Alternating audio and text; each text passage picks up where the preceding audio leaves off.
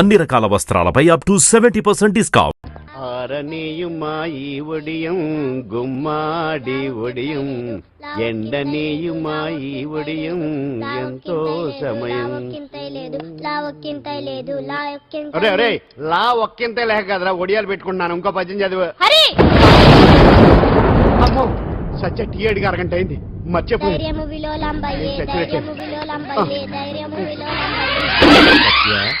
ఏంటి ఎంతసేపు అడిగి అంటే నీకు పప్పు సార్లు ఒడియాలు ఇష్టమని ఎంత కష్టమైనా పెడుతున్నాను. తాగు. ఏంటిది కాఫీ అడిగితే టీ ఇస్తావా?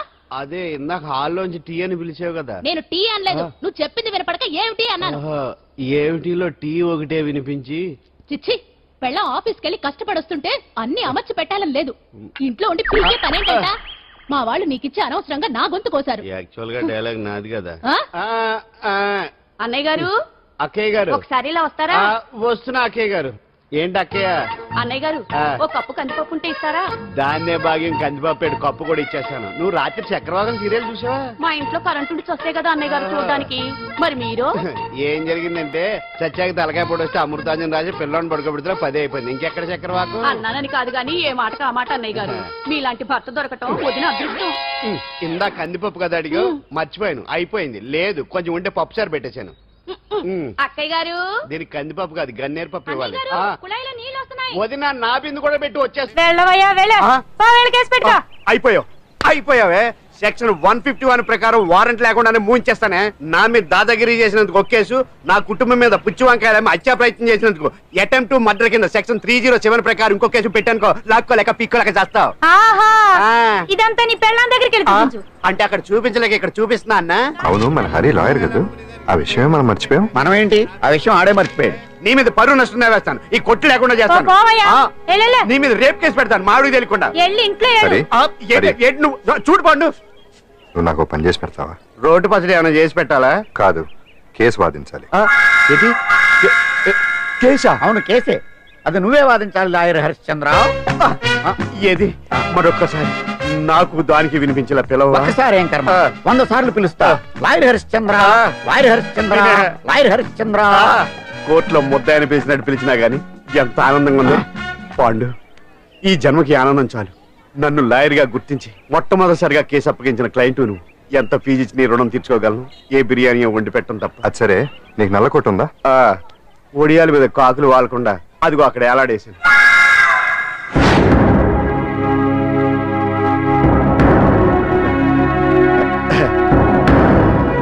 యువర్ ఆనర్, ఈ అంజలి నేరం చేసినట్టుగా సాక్ష్యాధారాలన్నీ బలంగా ఉన్నాయి కదండి. అందుకే ఈ ముద్దాయికి బెయిల్ నిరాకరించవలసిందిగా కోర్టు వారిని కోరుతున్నానండి. మిస్టర్ హరిశ్చంద్ర,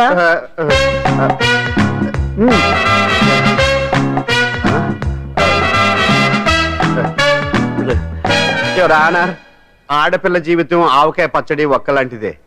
ఉప్పు కారం తక్కువైనా, మెంతులు ఆవాలు ఎక్కువైనా, కల్తీ నూనె వాడినా, తడి చేతులు తగిలినా పచ్చడి పాడైపోద్ది. అలాగే తేడా వస్తే పచ్చడి ఆడపిల్ల జీవితం కూడా పాడైపోద్ది. అందుకని ఆవకాయ పచ్చడిలో ఆడపిల్ల. హరిశ్చంద్ర, మీరు చెప్పదలుచుకున్నదేదో సూటిగా చెప్పండి. చూసి చెప్పానేనా సార్? అదే యువర్ ఆనర్, నిజానిజాలు నిర్ధారణ కాకుండా అమాయకురాలను నా క్లయింట్ ని దోషి అనుకోవడం తప్పు కదా సార్. నా క్లయింట్ నిర్దోషి అని నిరూపించుకోవడానికి నాకు కొంచెం టైం కావాలండి. అందుకని ఈ కేసు వాయిదా వేసి బెయిల్ మంజూరు చేయవలసిందిగా కోర్టు వారిని కోరుకుంటున్నాను. ఏంటి ఏంటి ఏంటి నువ్వు కోరేది? అబ్జెక్షన్ యువర్ ఆనర్, ముద్దాయి బెయిల్ మంజూరు చేస్తే సాక్ష్యాధారాలన్నీ తారుమారు చేసే ప్రమాదం ఉంది. ఓహో భలే పనేనే. సాక్ష్యాధారాలు తారుమారు చేయడానికి ఇది ఇస్త్రీ చేసినంత ఈజీ కాదు పీపీ గారు. నా క్లయింట్ కి తెలియకుండానే ఎవరో కావాలని ఇంట్లో డ్రగ్స్ పెట్టి ఈ కేసులో ఇరికించారు యువర్ ఆనర్. ఇంపాసిబుల్. తన ఇంట్లో తనకు తెలియకుండా అంత పెద్ద మొత్తంలో డ్రగ్స్ ఎవరైనా పెట్టగలరా? అంతెందుకంట మీ ఇంట్లో మీకు తెలియకుండా ఎవరైనా ఏ వస్తువైనా ఉంచగలరా అని. న్యాయం జరిపించండి, ధర్మాన్ని కాపాడండి, నాకు అన్యాయం జరిగింది. అతను వదలండి. థ్యాంక్స్ అండి మహాప్రభువులు. ఎవరయ్యా నువ్వు? ఏమైంది? సార్, సీట్లో కూర్చున్న శిబి చక్రవర్తిలా ఉన్నారు. నాకు మీరే న్యాయం జరిపించాలి, ధర్మాన్ని కాపాడండి. జరిగిందేంటో ముందుకొచ్చి చెప్పండి. నా పేరు వాలేశ్వరరావు సార్. పొద్దున్నే మా చుట్టాల పని మీద కోర్టుకు వచ్చానండి. అప్పుడేమో నేను మెట్లు దిగుతున్నానండి, ఈ పబ్లిక్ ప్రాసిక్యూటర్ గారేమో మెట్లు ఎక్కుతున్నారండి.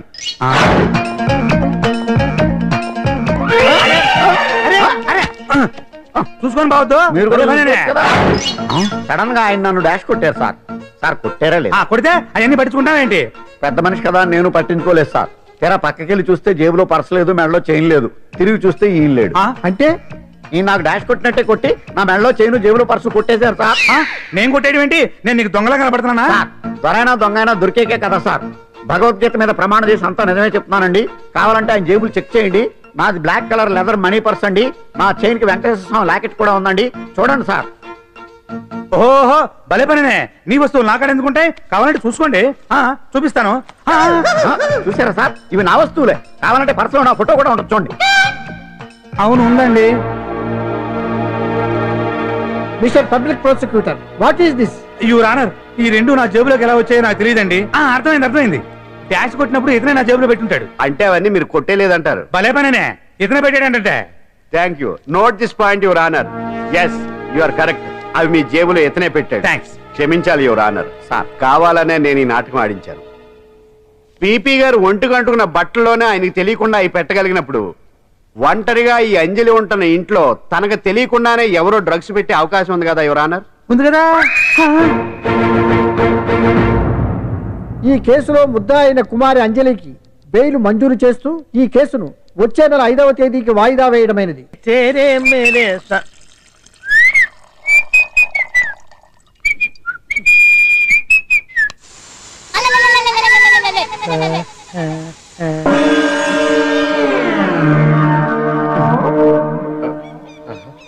బాత్రూంలో చుట్టుములు చేయింది, కమ్మత్తుగా ఉంది. ఈ కట్లేది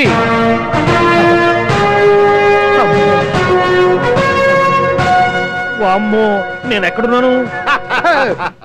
హైదరాబాద్ కి 5 కిలోమీటర్ల దూరంలో ఉన్న 175 కిలోమీటర్ల దూరంలో ఉన్న దండకారణ్యంలో ఉన్నావు. నాయను మీరంతా గడపలు చూస్తే తెలవట్లేదా? అడవిలో అన్నలం. నేను మాత్రం తమ్ముణ్ణి. మీలో తమ్ముళ్ళు కూడా ఉంటారట. అన్నలున్నప్పుడు తమ్ముడు ఉండకూడదా? నువ్వేంది బాణం పట్టుకున్నావు? గన్నే పట్టుకోవాలా? బాణం పట్టుకోకూడదా? కొత్తగా థింక్ చేయండి రా. Control control. వామ్మో, నేను ఇంకా అబ్బాయి అనుకున్నా. అడవిలో కూడా ఐటమ్ అదిరిపోయిందే. క్యారే సాలే రామక్క భీమక్క అనే సీతక్కకి లేన తోమే. అలవాటు పొరపాటు అయిపోయిందక్క. ఎందుకని ఇక్కడికి ఎందుకు తీసుకొచ్చినట్టు? మీ బావా మినిస్టర్ భగవాన్ చేసిన పాపాల్లో నీకు కూడా పావల వాట ఉందని తెలిసింది. అందుకే మా అన్న నీ తోలు తీయడానికి ఇక్కడ తీసుకురామన్నాడు. పావలా వాట? భలే వాడివే. ఆయన చేస్తుంటే నేను ఏదో పక్క నుంచి చూశాను తప్ప నాకు అందులో 5 పైసలు వాటా కూడా లేదు. నీ మీద ఒట్టు. ఆ మొక్క నువ్వు మా అన్నకి చెప్పుకో. ఆయన ఎవరు? చిన్నగా ఆల్ ఇండియా అన్నలకి అన్న రామన్న ఇలియాస్ రవన్న. అన్నకు అసలే హై బీపీ. నువ్వు కరెక్ట్ సమాధానం చెప్పిన కింద ఉంటావు, లేకుంటే హెల్ పైకే. ఆయన ఎక్కడ? అడిగో చూడు, అన్నగారు వస్తుండ్రు. ఎక్కడ భూస్వామ్య మోకలు తాడిత పీడిత జనం రక్తం పీల్చే రాబందులవుతారో, ఎక్కడ నగారిన అన్నార్థుల గుండె మంటలు రాక్షస రాజ్యాలను అంతమొందిస్తాయో, అక్కడ రామన్న ఆలియస్ రవణలో కొన్ని వేల మంది పుడతారా. అన్న మాట్లాడింది తిరిగానా? నాకు ఒక్క ముక్క అర్థం కాలే. డైలాగ్స్ అర్థం అవ్వక్కర్లేదు, ఎమోషన్ అర్థం అయితే నువ్వు తక్కువ తినలేదు. నువ్వు అనక్కర్లేదు. వీడే భగవాన్ బామ్మర్ది. వేసమంటావా? ముందు వీడి సంగతి చూసి ఆ తర్వాత వీడి సంగతి చూద్దాం. ఆడి గుండెల్లో నాయకు జనాల్ని మోసం చేస్తారంట. రేయ్, నీ తోడలుడు సర్పంచ్ సంపత్రావు చందాలు వసూలు చేసిన డబ్బు ఎక్కడ దాచాడు? వాడి బలం ఏంటి, బలహీనతలు ఏంటి, టోటల్ గా వాడి మూమెంట్స్ ఏమిటి? రేయ్ చెప్పరా. BP BP BP BP BP BP తెప్పించుకురా. ఇంత బీపీయా? నీకు తెలుసు చెప్పు. నాకేం తెలీదు. నిజంగా తెలీదా? నిజంగా తెలీదు. ఏమీ తెలీదా? ఏమీ తెలీదాడు నువ్వెందుకు పట్టుకుంటావు?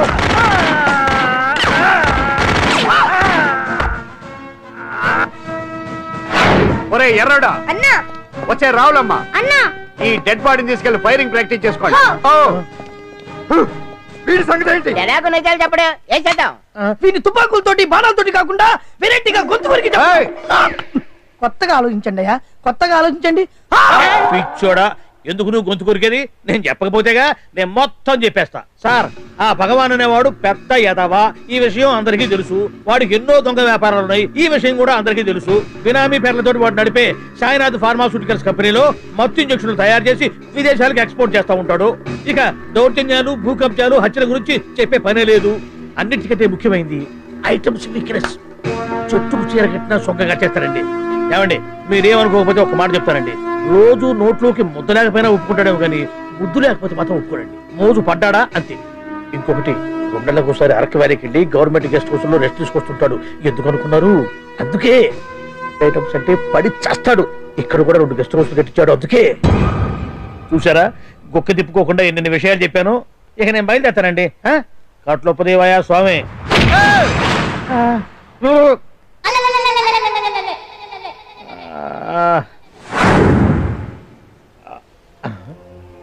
ఏంది అలికిడ్ లేదు, ఒక్కరు కనపడలేంది. ఈ గుడారాలయ్యి ఓ అమ్మో నన్ను ఒక్కడిని వదిలేసిపోయారు. ఈ అడవిలో ఏ జంతువు కన్నా ఆమ్లెట్ కావాల్సి వచ్చిందో ఏమో. ఇక్కడి నుంచి బయటపడేదారే శ్రీ ఆంజనేయం ప్రసన్నాంజనేయం తడకం కూడా నాకు పూర్తిగా రాదు. అబ్బా, అడవిలో కూడా ఎవరు బిల్డింగ్ కట్టారే. అరే మనిల్లు అడవిలోకి వచ్చిందేంటి? అమ్మో, నా ఇంటి ఎదురు పార్కులోనే నన్ను కట్టేసి అడవిలాగా బిల్డప్ ఇచ్చి మ్యాటర్ మొత్తం కొట్టేశారు. బావా బావా బావా. ఇప్పుడు ఈ విషయం బావకు చెప్తే తన సీక్రెట్లు మొత్తం నేనే అవుట్ చేశానని తనే నన్ను చంపేస్తాడుగా.